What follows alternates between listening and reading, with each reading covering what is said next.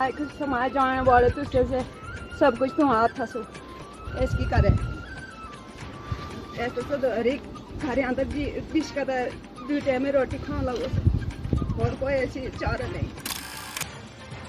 उन समस्याओं को दूर करने की व्यवस्था के लिए मुझे देरी हुई है, जिसके लिए मैं इनसे क्षमा भी मांगता हूँ। बॉर्डर मचेल का जो ये आप चैनल चलाते हैं, मैं अक्सर इसको फॉलो करता हूँ और आपके माध्यम से, आपके इस चैनल के माध्यम से बहुत सारी इंफॉर्मेशन हमें मिलती है। और सच मानो तो ये जग गांव का जो फायर इंसिडेंट यहाँ पे हुआ 29 की सुबह मुझे इसी बॉर्डर मचेल चैनल से ही पता चला, सूचना मिली। इसलिए आपका विशेष धन्यवाद। गंधारी के अंदर हम जिन शख्सियत से आज आपको रूबरू करवाने वाले हैं, उनकी तारीफ में मैं क्या कहूँ। मैं तो यही कहूँगा, मैं तो ये कहूँगा कि उनकी अगर मैं तारीफ करने बैठूँ या उनकी व्याख्या करने बैठूँ या उनकी व्याख्या को अपने शब्दों में अभिव्यक्त करने बैठूँ, तो मुझे लगता है मुझे एक नए शब्द की रचना करनी पड़ेगी और उस शब्द का नाम है राजनीतिक सन्यासी। जानकीनाथ जी,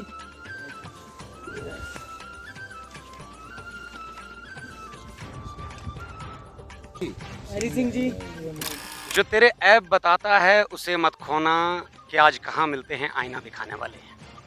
बॉर्डर मचेल में एक बार फिर से सभी दर्शकों का स्वागत है। इस वक्त हम जिस जगह पर मौजूद हैं उसे तुन पंचायत के नाम से जाना जाता है, गंधारी भी कहते हैं, और चक गांव के अंदर इस वक्त हम हैं। जी हाँ, गंधारी एक ऐसी जगह which is one of the best offbeat locations in Jammu Kashmir. Gandhari which is away from the den of the urban jungle, और Gandhari which is a man of the Padri ethnic but is still unscripted, unalphabetized and unadvertised.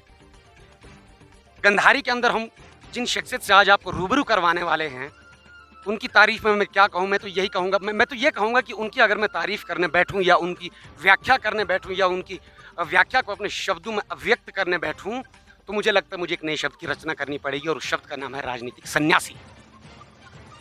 एक ऐसा राजनीतिक सन्यासी जिनकी वजह से आज हमारे जम्मू कश्मीर के अंदर रशीद जैसे लोग जेल के अंदर हैं। एक ऐसा राजनीतिक सन्यासी कि जिन्होंने कहा था कि मैं पाडर का बेटा हूं और उस पर वो खरा उतर रहे हैं। एक ऐसा राजनीतिक सन्यासी जिन्होंने पाडर को आज एसटी का दर्जा लगभग 90% जो कंफर्म हो चुका है, जिसमें फाइनल अब कंफर्मेशन और एक्नॉलेजमेंट और अप्रूवल्स आने बाकी हैं, उन्हीं से आज हम बात करेंगे और उनसे ये भी जानेंगे कि सर किस तरह से इन लोगों को हम दोबारा बसाने वाले हैं। हमारे बीच में है सुनील शर्मा जी। सुनील शर्मा जी जो हमारी इस चिनाब बेल्ट के, Chenab which is a fabled and a formidable river which has fostered the Harappan civilisation throughout ages and has sustained many ages, वहाँ से उस चिनाब से निकला हुआ एक ऐसा हीरा जिसकी चमक आज देश और विदेश में चल रही है। आइए बात करते हैं सुनील शर्मा जी से। शर्मा जी बहुत बहुत स्वागत है आपका। शर्मा जी, चग नामक ये गांव पाडर के गंधारी में कहीं ना कहीं मानो चीख चीख कर कह रहा है कि एक बहुत शोर था मुझ में जो आज बहुत खामोश है।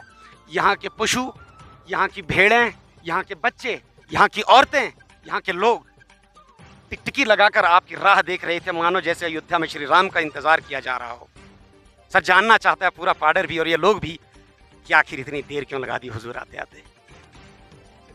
धन्यवाद टीम जी। बॉर्डर मचेल का जो ये आप चैनल चलाते हैं, मैं अक्सर इसको फॉलो करता हूँ और आपके माध्यम से, आपके इस चैनल के माध्यम से बहुत सारी इंफॉर्मेशन हमें मिलती है। और सच मानो तो ये जग गांव का जो फायर इंसिडेंट यहाँ पे हुआ 29 की सुबह मुझे इसी बॉर्डर मचेल चैनल से ही पता चला, सूचना मिली। इसलिए आपका विशेष धन्यवाद। बहुत अच्छा प्रश्न किया कि आप बहुत देर से आए, इसमें कोई शक नहीं। लगभग 20-22 दिन बीत चुके हैं और 20-22 दिन के बाद हम यहाँ पहुँचे हैं। हम एक संगठन के अनुयायी हैं, हम एक तंत्र में चलते, सिस्टम में चलते हैं। जिस पार्टी से मैं जुड़ा हूँ, उस पार्टी की बेस, उस पार्टी की बुनियाद इन्हीं पहाड़ों पे है, इन्हीं दूर दराज क्षेत्रों में है। और ये गंधारी इस बात का गवाह है, साक्षी है।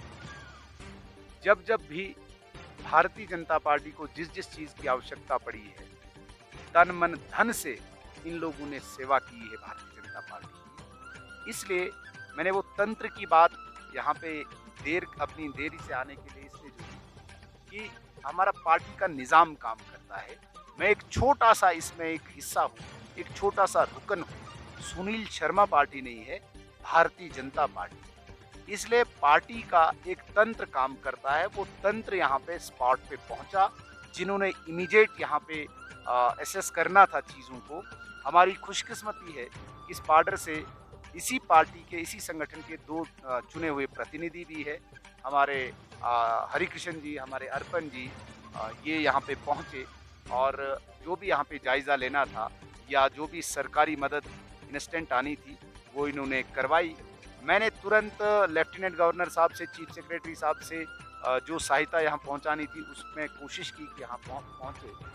खुद इसलिए देर की क्योंकि जैसे आपने जाना, आपको पता है इस बात का, जितने भी ये पीड़ित लोग हैं इनको ये पता है कि हमारा बेटा, हमारा एक साथी जो राजनीति में है, वो जब यहाँ आएगा तो हमारी सारी समस्याएं लगभग दूर करेगा।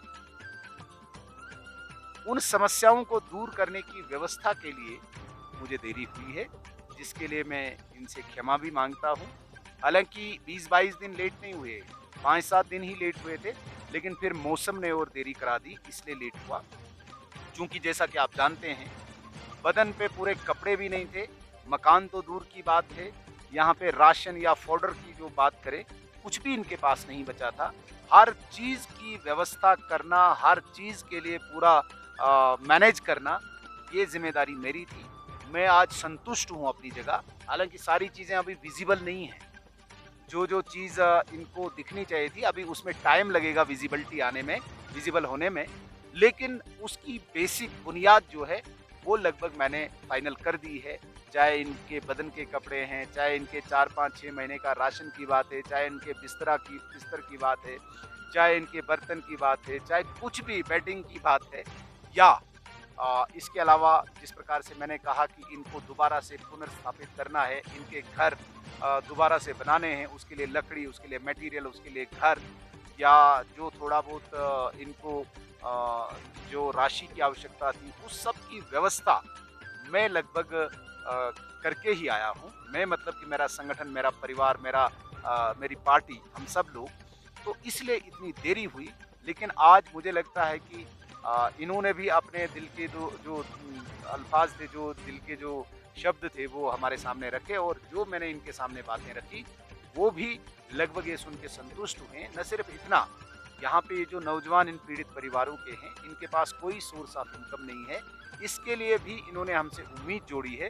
हो सकता है कि हमने भी उस पर कोई काम किया हो, वर्कआउट किया हो उस पर, और इन सारी समस्याओं का एक साथ निपटारा करते करते हमें 20-22 दिन लगे, जिसके लिए मैं क्षमा चाहता हूँ आपके माध्यम से सबको, और विशेषकर इन पीड़ित परिवारों से। सर, इस बात में कोई शक नहीं है कि huge amount of rehabilitation and relief material has been issued, granted, और यहाँ पर सक्सेसफुली पहुँचा भी दिया गया है।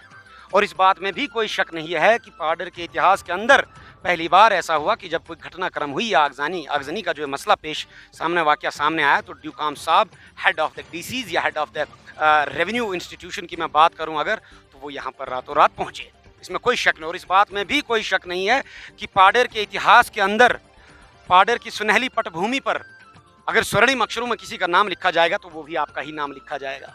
यहाँ पर सवाल मैं ये कहना चाहता हूँ कि लोग कहीं ना कहीं ये भी जानना चाहते हैं कि ड्यूकाम साहब आए, डीआईजी साहब आए, आईजी साहब आए, ये सब लोग यहाँ पर आए, तो लोगों को अभी भी मुझे लगता है इस बात का इंतज़ार है कि उनकी तरफ से ऐसा क्या अनाउंस हुआ। आपने जो किया, आपने अपने पार्टी लेवल पे किया, अपने रसूख से किया, अपने जेबों से हमारे कार्यकर्ताओं, आपके कार्यकर्ताओं ने किया, समाज ने किया, लेकिन ड्यूकाम साहब की तरफ से ऐसी क्या अनाउंसमेंट हुई? डीआईजी साहब जब आए तो ऐसा लगा कि शायद कोई स्पेशल भर्ती यहाँ पर आने वाली है। तो उनके हिसाब से अगर आप कुछ कह पाएँ, if you would be able to put them answerable and set them accountable, 2 शब्द। बेसिकली मैंने कहा कि सुबह सुबह जब मेरी एलजी साहब से बात हुई तो उन्होंने कहा कि डिविजनल कमिश्नर और आईजी साहब जाएंगे, और मुझसे भी कहा था कि आप भी उस हेलीकॉप्टर पे जाएं। बट चूंकि मैं श्रीनगर कश्मीर में था और वो बांडीपुरा क्षेत्र है, मेरा जम्मू पहुंचना और जम्मू से हेलीकॉप्टर के द्वारा आना वो संभव नहीं हो पाया। डिविजनल कमिश्नर साहब और डीआईजी साहब जो आए, क्योंकि आईजी साहब कहीं और किसी मीटिंग में व्यस्त थे, एक तो इमीडिएट एक मतलब मॉरल बूस्ट करने के लिए कि भाई इतने बड़े लेवल पे प्रशासनिक अधिकारियों का आना, भाई सारी सरकार आपके लिए चिंतित है। जहाँ तक बात आती है कि भाई वो आए तो क्या साथ लाए, क्या अनाउंसमेंट, हालांकि मैं उनका कोई आधिकारिक प्रवक्ता तो नहीं हूँ, ऑथराइज्ड स्पोक्समैन नहीं हूँ, लेकिन जितनी मेरी जानकारी है, चूँकि हम भी इस तंत्र में चलते रहते हैं, जितनी मेरी जानकारी है, एक फिक्स प्रेसिडेंट है सबके लिए। फायर इंसिडेंट ये कोई पहला नहीं हुआ। आप हर साल 2 साल के बाद, अगर मैं पाडर में ही गिनता जाऊं तो मऊ का इंसिडेंट है, उनगाई का इंसिडेंट है, कधेलू का इंसिडेंट है, चिटो का इंसिडेंट है, खिजरोनी का इंसिडेंट है और अभी चक का इंसिडेंट है। मेरी नॉलेज में ही 5-7 ऐसे इंसिडेंट हैं। तो किसी भी इंसिडेंट को हम स्पेशल नहीं ले सकते, एक फिक्स है। आप मरगी लीजिए, आप वहाँ पे सुखनई लीजिए, अभी दक्षिण में पीछे हुआ था वहाँ का लीजिए, मड़वा में हुआ था, तो ये हमारे डिस्ट्रिक्ट की बात है। पीछे यहाँ पे भोंजवा में हुआ, गुंदो में हुआ। लगातार इन पहाड़ी क्षेत्रों में चूँकि यहाँ पे इस प्रकार का रहन सहने के अंदर ही घास लकड़ी वगैरह सब कुछ रखना पड़ता है, तो जिस वजह से फायर इंसिडेंट्स होते हैं। तो सबके लिए एक डिज़ास्टर मैनेजमेंट के तहत एक फिक्स प्रेसिडेंट बना हुआ है कि हम एसडीआरएफ में इनको एक फिक्स राशि देते हैं, 1 सवा लाख रुपया। फिर जो लाइव स्टॉक होगा उसका अलग अलग अपना वो रखा हुआ है, इंक्रीज़ करेंगे उसके बाद। और जो रेड क्रॉस की तरफ से है, जिसे हम सरकार का ही एक पार्ट मानते हैं रेड क्रॉस को, उनका भी एक फिक्स पैरामीटर है कि भाई 5,000, 10,000, 20,000 रुपया वो इमीडिएट सहायता देते हैं, बर्तन दे देते हैं। यही करने के लिए हमें खुशी इस बात की कि डिविजनल कमिश्नर साहब यहाँ पे पहुँचे तो आला जितने भी ऑफिसर्स थे, चाहे डिप्टी कमिश्नर थे, चाहे एसएसपी साहब थे, चाहे डीआईजी साहब थे, चाहे यहाँ पे डाउन द लाइन जितने भी ऑफिसर्स थे, वो खुद आए। अभी हमें किसी भी चीज़ के लिए ज़्यादा मशक्क़त करने की ज़रूरत नहीं पड़ती। जैसे कि आपने खुद सुना, यहाँ पे बता दिया अभी हमारे सरपंच साहब राजकुमार जी ने कि जो 1,35,000 की राशि जिसके लिए इन पीड़ित लोगों को पता नहीं कितने दरवाज़ों पर खड़े रहना पड़ता है, वो सैंक्शन हो चुका है। दैट मीन्स कि बहुत बड़ी उपलब्धि है डिविजनल कमिश्नर के विजिट की कि भाई विद इन डेज इसको सैंक्शन कर दिया। यहाँ पे अगर डिविजनल कमिश्नर साहब आए तो अब मैं जो इनके लिए लकड़ी का इंतजाम उन्हीं के प्रशासन के द्वारा ही करूँगा। रात को ही मेरी यहाँ पे इनसे बात हुई थी डिवकाम साहब से, वो खुद कह रहे थे भाई वहाँ पे इस प्रकार की अभी मतलब परेशानियाँ हैं। तो जितना भी सरकारी निज़ाम के तहत ज़्यादा तो कुछ नहीं आता है, 1,35,000 की एक राशि है, 20,000 की वो रेड क्रॉस की तरफ से या राशन की कुछ आती है, या कल अगर हम उनसे एसपीओ के लिए इन पीड़ित परिवारों के लिए डिमांड कर सकते, तो हमें ज़्यादा कहने में मशक्क़त नहीं करनी पड़ेगी, करवाने में ज़्यादा मशक्क़त नहीं करवानी पड़ेगी। हाँ, या तो कोई एक यूनिक ऐसा इंसिडेंट होता है जहाँ पे बहुत ज़्यादा वो अपनी नई किसी नेचर का होता है, तो उसमें हम एक्स्ट्रा मांग सकते हैं, लेकिन ये एक सेट फॉर्मेट है, सेट पैटर्न है सबके लिए। उसी के तहत इन लोगों को इजी ये सारी सुविधाएं हो पाए, उसके लिए डिविजनल कमिश्नर साहब का विजिट हमारे लिए सिग्निफिकेंट है, हमारे लिए लाभदायक है। अपने दर्शकों को बता दें कि ये इंसानी फितरत है कि the consciousness of lacking something is the nature of the real consciousness of human. कि दुनिया एक जादू का खिलौना है, जो मिल गया वो सोना है, जो मिल गया वो मिट्टी है, जो नहीं मिला वो सोना है। कहने का मतलब ये है कि जो चीज़ हमें मिल जाती है उसकी कदर कहीं ना कहीं हमारी नज़रों में कम हो जाती है, और जो चीज़ नहीं मिलती है वो कहीं ना कहीं हमें बड़ी लगने लगती है। मंत्री जी यहाँ पर खुद चल करके आए, चूँकि इनका इतना बिजी शेड्यूल है कि पूरे जम्मू कश्मीर के अंदर जो है इन्हें जनरल सेक्रेटरी बनाया गया, और हम समझते हैं कि कितना बड़ा लक्ष्य इन्हें दिया गया है। उसके बावजूद अपना कीमती समय निकाल कर यहाँ पर लोगों के बीच में आए, सांत्वना दिखाया, सहानुभूति दिखाई, इन लोगों के साथ रहने का वादा और इरादा दिखाया। साथ ही में 60,000 रुपये की राशि जो है पर फैमिली दिया जाएगा। साथ ही में घरों को बनाने का अलग अलग प्रोजेक्ट्स की भी बात की है। कुछ और हैं जिनके ऊपर अगर वो सस्टेनेबल नहीं है, विचार विमर्श भी किया जा रहा है। यहाँ पर खच्चरों से सामान सरप्लस अमाउंट में पहुँचाया जा रहा है कि अगले 5-6 महीने तक मैं समझता हूँ यहाँ के लोगों को खाने के लिए वो पर्याप्त है। और भी इसके साथ में टीन दिए हुए हैं, बहुत सारी चीज़ें दी हैं कि अगर गिनाने बैठो तो 1 घंटा मुझे लगेगा। तो कहने का मतलब यही है कि मंत्री जी खुद चल करके आए, शाना बशाना दुखों में हमारे साथ हैं। हम लोगों को भी चाहिए कि जो अच्छा काम अगर कोई कर रहा है उसे अप्रिशिएट करने का काम करे। This is the message I want to send across my society. चाहे वो अपोजिशन के लीडर हैं, चाहे वो हमारे समाज सेवी हैं, चाहे वो नॉन पॉलिटिकल सभी लोग हैं। आइए एक बार फिर से पाडर के इस लाल को मिल करके साथ दें और आगे बढ़ें और एक समृद्ध समाज बनाने का काम करें। यही थी हमारी खास रिपोर्ट सर। बहुत बहुत धन्यवाद। Thank you very much.